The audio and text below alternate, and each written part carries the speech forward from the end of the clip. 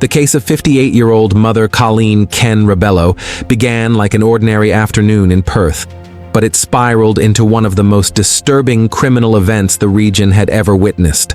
So unsettling that it resembled a horror film, yet every detail was heartbreakingly real. Colleen was a devoted mother of 4, Julian, Andre, Monique, and Fabio. She had raised them alone after her marriage ended in 2010. A teacher, a provider, and a woman of discipline, she later returned to school, proudly graduating in 2020 to begin a new career in healthcare. To her children, she was dependable, warm, and full of life. But on May 25, 2020, everything changed. That morning was routine. She chatted with her children, drove Fabio to work at 10 a.m., and was supposed to pick him up at 2 p.m., but she never arrived. Fabio called her repeatedly, 13 times, and rushed home, sensing something was wrong.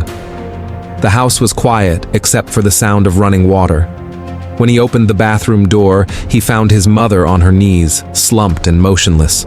The shower water was warm, but her skin was cold and turning gray. Terrified, Fabio pulled her into the center of the room, covered her with a towel, and performed CPR while calling emergency services. Paramedics arrived but found no sign of life. There were no obvious injuries, no forced entry, and no disrupted property. Police concluded she died of natural causes, and the family, crushed and confused, accepted the explanation, although strange details lingered. Her gold watch still on her wrist, earrings still on, and the non-slip mat draped over the tub instead of placed inside. Everything changed a few weeks later when an auto insurance company contacted police, not to investigate Colleen's death, but a possible insurance scam.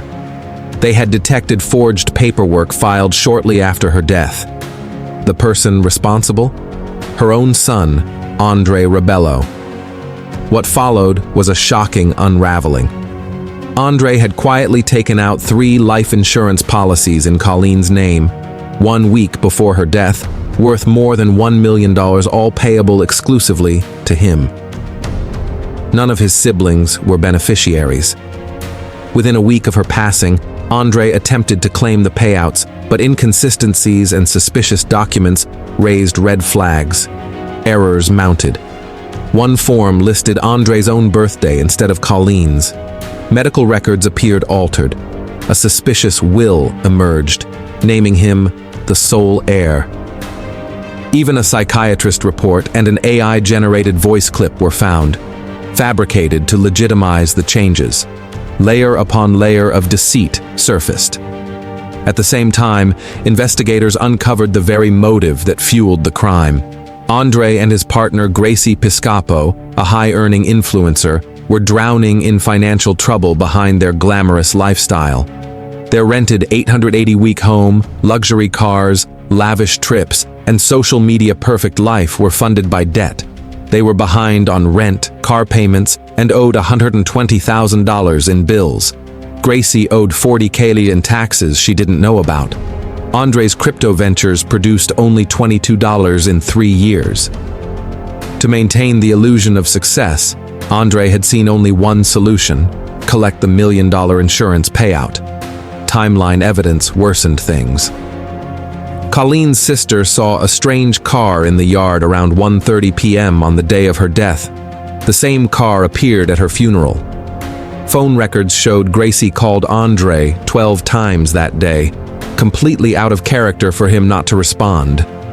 Andre later admitted he had been at Colleen's house that morning, but investigators suspected he stayed far longer than he claimed. Forensic evidence pointed toward suffocation, possible without clear external injury. Minor cuts and scrapes on Colleen's arms suggested she may have struggled. Police conducted covert surveillance for 3 months in Andre and Gracie's home. The recordings revealed Gracie had no idea about the insurance schemes and was furious when she found out. Andre remained disturbingly calm, confident the money would come, and even planning to leave the country afterward. By November 2022, Andre was arrested and charged with murder. His trial began in October 2024 and lasted 8 weeks.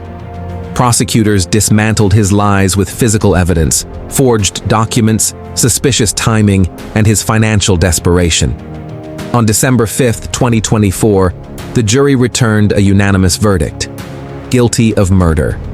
The man who once curated a perfect online life, luxury cars, world travel, flawless family photos, stood exposed, stripped of illusion and freedom. He had orchestrated a cold, calculated plan that cost his own mother her life. In the end, the mirror-perfect world he created online was nothing more than a mask for desperation, debt, and betrayal.